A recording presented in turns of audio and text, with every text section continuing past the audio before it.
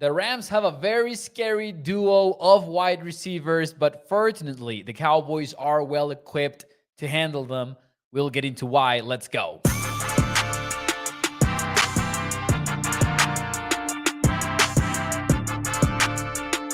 What is up, everyone, and welcome into A to Z Sports Dallas Prime Time.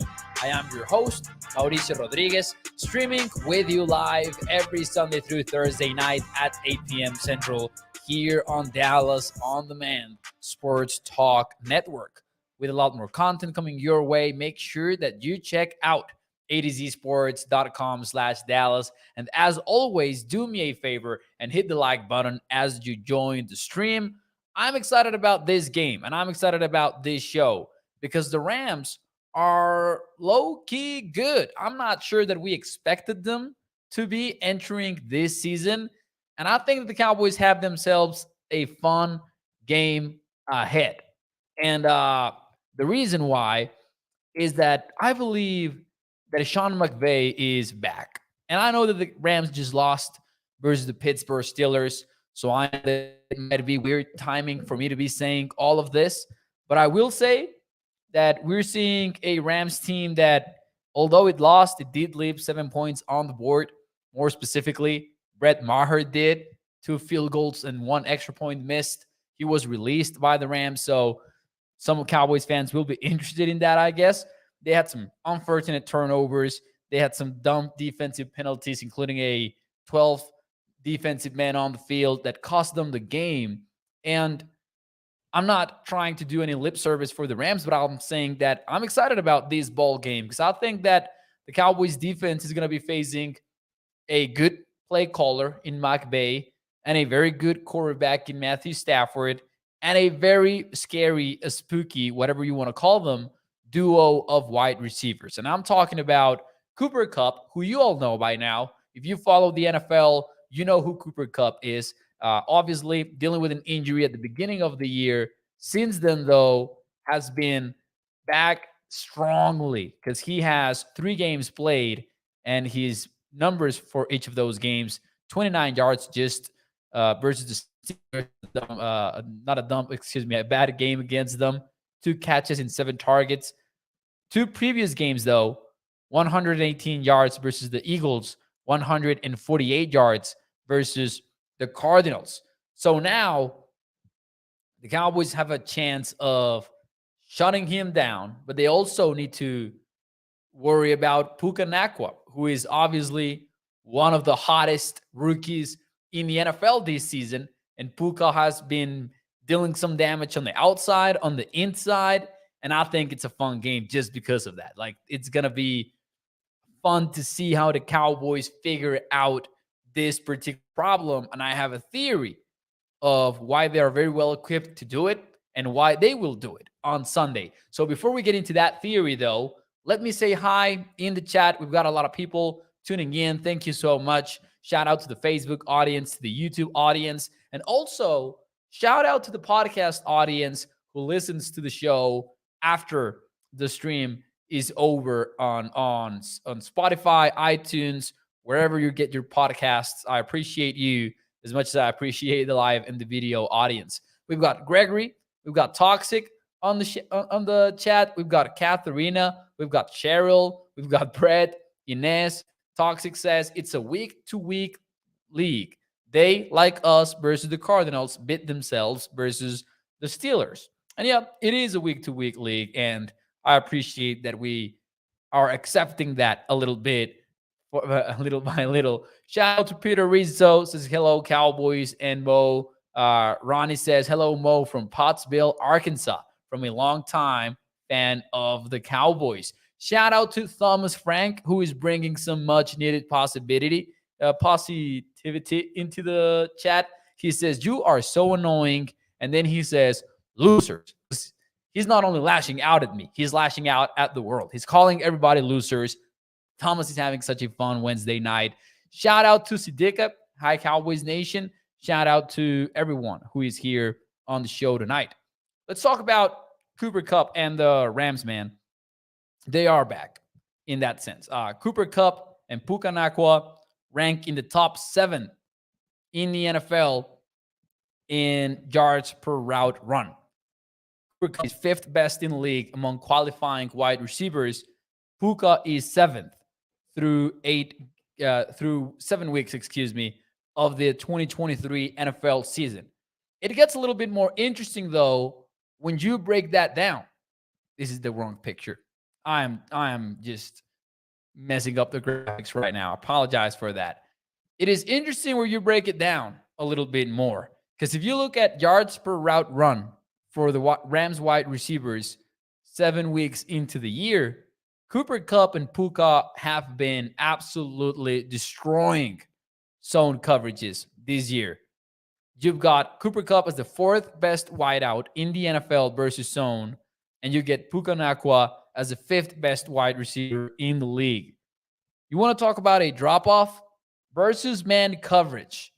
Cooper Kupp drops down to 59th in the NFL, and Puka goes down to 30th in the league. And again, these are qualifying wide receivers in terms of snaps played. So players that have played like a bunch of snaps, like 3 or 5 or whatever, they are not in these rankings. But you can see the drop off there for the Rams offense, honestly, because I don't think that it's that Cooper Kupp struggles versus man. That would be dumb to say. But maybe the Rams offense as a whole does not do as well versus man coverage. And there might be a lot of reasons for that. We'll get into that. But mostly, I do want to add a disclaimer here. Mostly, they get zone coverage. That's what the Rams usually get in the NFL, because probably the reason why would be that they have such a good run game, and it's tough to really commit the defensive backs to their playmakers because they need to support the run, right? So that comes with a little bit of a disclaimer there, but I do want to make the point the wide receivers for the Rams suffer quite the drop-off when you compare zone versus man performance right there. And the thing is, the Cowboys happen to be the number 1 team in the NFL in man coverage rate. No one plays as much man coverage as the Cowboys, and it's about a 50-50 split because Dan Quinn has always been willing to play man coverage since he became the Cowboys defensive coordinator, and that hasn't stopped ever since he lost Trevon Diggs to season-ending injury. Daron Bland, Stephon Gilmore are still out there playing a lot of man coverage. So it's something to note. It is something to consider. And it gets even better. And this is what I'll say. In the meantime, though, I want to toss out this question to the chat. From 1 to 10, how confident are you in the Cowboys shutting down Cooper Kupp and Puka Nacua? Let me know in the chat. From 1 to 10, how confident are you in that matchup? One thing that I will add, Bland and Gilmore are one of the best cornerback duos in the entire league. Hear me out. Completion rate allowed. Stephon Gilmore is the 11th best corner in the league. Daron Bland is the 12th best corner in the league. If you look at NFL passer rating allowed, Daron Bland is the 4th best cornerback in the NFL. Trevon Diggs is still included in these rankings. So if you wouldn't include Trevon Diggs, you could even say that he's the 3rd best quarterback in the NFL in terms of passer rating allowed. And Stephon Gilmore, a little bit lower, but still very good, 21st in the league in passer rating allowed. To provide some context, this is out of 126 cornerbacks. So pretty solid outside group of corners for the Cowboys. And I know that Cooper Kupp will be working from the slot a whole lot of snaps. Puka has been focusing more on the outside since Cooper Kupp returned from what we've seen on video. But still, it matters when you can potentially take away what they do on the outside. And the Rams are going to do all sorts of creative stuff to scheme these guys open. So let's admit to that. I'll say that is important. Toxic Tom says, Mo, I take it this also has a correlation to Matthew Stafford's turnovers. Toxic, I'm not going to lie. I didn't catch that comment when you tossed it in. So I do have to ask what specifically, like what has a Matthew Stafford's turnovers, so I don't fail you in my answer. Now, from 1 to 10, let's see. Catherine says 8. Ronnie says 7. Gregory goes with 6. Brett goes with 7. And the question for those of you who missed it was from 1 to 10, how confident are you in the Cowboys playing the Rams and slowing down the wide receivers? Inez says 8. I'm going to go with a little bit of a lower answer here. I'm going to go with a 7. And I know Ronnie and Brett already threw a 7 in there. I think that's the way to go. Maybe closer to a 6. Listen, credit where credit is due. Cooper Kupp and Puka Nacua are playing some high caliber football. But the reason why I'm going to go, let's call it a 6.5 to be super precise tonight. The reason is I give them enough respect to where even if they're facing one of the best secondaries in football, I would trust Cooper Kupp and Puka Nacua to make some plays. But the thing is, the Cowboys happen to have one of the best pass rushes in the entire NFL. More on that later. But I just think Bland and Gilmore are being slightly underrated, and the style of play that the Cowboys use, defensively speaking, favors them versus the Rams based on what we saw versus man. The graphic, the man versus zone, says Toxic Tom. Okay, so Toxic asked, does the drop-off between zone coverage and man coverage for these wide receivers, does it have correlation to Matthew Stafford's turnovers? I would need to double check that because I'm not entirely sure what Matthew's numbers are versus man coverage as opposed to versus zone coverage. But I'll say I don't think that they will have a lot of correlation with this particular stat because this is just yards per route run. So if it was PFF grade, for example, or EPA, maybe the turnovers would have a very heavy weight. But since it's just yards per route run, basically an incompletion would be the same as an interception, if that makes sense. So I don't know that that's the reason why they would rank so low. I'm not entirely sure if that's what you meant, though, Toxic. So I did my best there to answer your question. Let's see here, though. Al says Dak Cousins might happen. Never know when he's not going to play well. You know, the ironic part of those sort of comments, in my opinion, Al, is that Matthew Stafford is low-key. He is 100% a top 15 quarterback in the NFL. The question is if he's top 10 too. Like, that's what I would put into question. But yeah, the Dak Cousins jokes are a classic. Let's see here. Toxic says, if you take away Stafford's best options, does it increase the chances of turnovers? That's all. Oh yeah. Yeah. I think you're onto something there. I absolutely understand now. There you go. Ladies and gentlemen, I do want to say this. The Cowboys can slow down the Rams, not just because of this particular matchup where you can trust the defensive backs to slow down Cooper Kupp and Puka Nacua, but you're going to get pressure versus this offensive line, and you're going to get pressure versus Matthew Stafford. Ironically, as I say that, I need to admit that the Rams have allowed the 20th highest pressure rate. So that's a pretty good way to be. That's a pretty good spot to be in. You're not allowing a whole lot of pressure as opposed to other QBs and other offenses. However, 30.2, that is the percentage of completed passes that Matthew Stafford has when pressured. 39.2%. In other words, he's not doing a whole lot when he is pressured. Now, you look at passer rating, 26th in the NFL. I will say, though, that when you look at the tape and when you look at some of the more detailed numbers, you can see that that offensive line can be had. With a unit like the Cowboys, like let's all admit the Cowboys are still one of the best pass rushing teams in the entire league. Left tackle, one of the highest responsibility grades for any left tackle in the NFL in terms of the pressures that the Rams have allowed, meaning that proportionately, he's the guy to blame when it comes to the Rams' pressures over on the blind side of Matthew Stafford. Left guard, though, ranks in the top 10 in the NFL, too. So also a weak spot for them.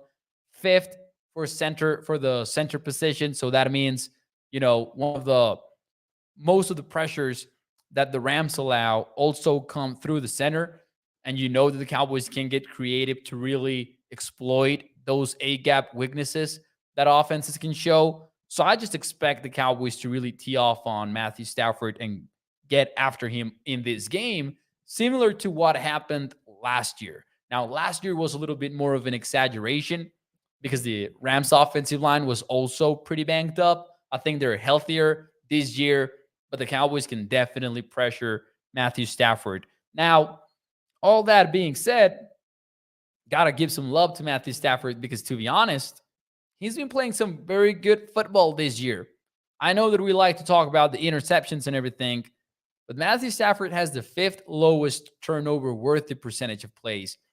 Now, Dak is more or less side to side with him because he is the sixth lowest turnover worthy rate in the NFL. But where Stafford has been slightly better than Dak, and I'll give him that credit here, is that Stafford has thrown more big time throws. He is third best in big time throws percentage wise in the NFL, while Dak is 16th. Doesn't necessarily mean that Dak cannot pull off the big time throws, but I think it might have to do with the way that the offense is built, where you're seeing quick game passing pretty much all day long when the Cowboys play. Hopefully that changes a little bit as the season goes on, but want to give some credit to Matthew Stafford. He's making some plays this year to the point where when you get into these situations where you want to think, how can the Cowboys lose this game? I think it's Matthew Stafford making big plays in third down, because that's what happened when the Rams were out there winning games that they weren't supposed to win. For example, the Seahawks game early in the year, we thought that the Rams were not going to be up for that test. They were, because Matthew Stafford was locked in third down. The Cowboys, though, when you get those pass rushers in obvious passing situations and they can pin their ears back and just get after the QB, they're usually not being stopped. There was this mind-blowing graphic that was put together. I'm sorry, but I don't remember the name right now. I think it was Arjun Menon who did it on Twitter. If it isn't, I'm sorry. I will apologize, but I think it was him, where they put together a graph showing a table showing the highest pressure rates in the entire league based on specific player combinations. The Cowboys ranked number one in that list with the combination of Micah Parsons, DeMarcus Lawrence, Dorrance Armstrong, and Dante Fowler, otherwise known as the Cowboys' NASCAR front, when they use 4 defensive ends to get after the quarterback. They pressure the quarterback in 90% of the reps that they go ahead and use that combination. 9 out of 10 times, they get that pressure in. And that is the package that you will see every time that the opposing offense is on 3rd and 10 or 3rd and 11 or 3rd and 8. That is what you're going to get. And that's what you're going to get versus the Rams as well if they force Matthew Stafford and company to those sorts of situations. Now, to do that, to get into those spots and to play man coverage versus the Rams, you do need to be solid against the run, which might be where the game could get a little bit complicated, because the Cowboys have had their struggles here and there with missed assignments. They've also had their very good moments. Sean McVay, though, you already know him. There's going to be motion. There's going to be some eye candy. There's going to be some horizontal stress on the defense. So that's where it's going to get pretty interesting to me. Ultimately, though, I do think that the Cowboys shut them down offensively, at least when they get the lead in this game, or if they get the lead. That would be my expectation. But it's going to be a fun game to monitor as it develops, because I think it will be about those third and long. I think third and long situations. I think that's where the money is going to be when the game is played on Sunday. That might sound pretty obvious, but I mean it specifically as in Matthew Stafford playing good football in third down. He can bring down any team in the NFL, in my opinion. That's the caliber of football he's playing right now. Gregory says if Stafford is a late game quarterback, he will be at you late in the game. Yeah, I do think Stafford is underrated, man. I do think Stafford is one of those QBs that, because he never had early playoff success in his career, people just wrote him off. But I mean, we've already seen him play in the Super Bowl and win it, actually, and making some plays, by the way, at the same time. Let's see here. A lot of comments right now. Thank you so much for being here on tonight's show. Let's see. Mark Aaron says, good news. Some no name will probably go for 222. I think that you are talking about the run game there a little bit. Yeah. The run. Yeah, I see your question now. Yeah, the running game for the Rams has not been the same as before, but they can get it going in any game, in my opinion. They definitely can. They did suffer some injuries, though, at running back, which definitely contributed to that. But it's going to be a challenge for the Cowboys, because you're going to have to stop them with light boxes if you want to be able to really play man coverage in this game, in my opinion. Now, some good news for the Cowboys. Some good news for the Cowboys is the fact that their injury report looks very clean. We're going to get to that in a little bit here. But lastly, last comment that I want to make is watch out for the personnel in this game. I was listening to the Athletic Football Show earlier today, and Nate Tice, who in my opinion is one of the best out there putting together football analysis every week, he was talking about the Rams-Steelers game. And I don't know if you guys saw that play on the highlights or whatever, but TJ Watt picked off Matthew Stafford playing nickel. Like, he was playing the nickel position essentially, and he picked off Matthew Stafford, reading him all the way.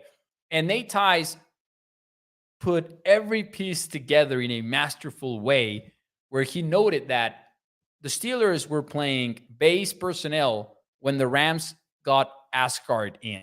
That's the fullback / wide receiver with a very difficult last name to pronounce. So they call him Asgard, even like I think jokingly. But when he enters the game, the Steelers go in base personnel.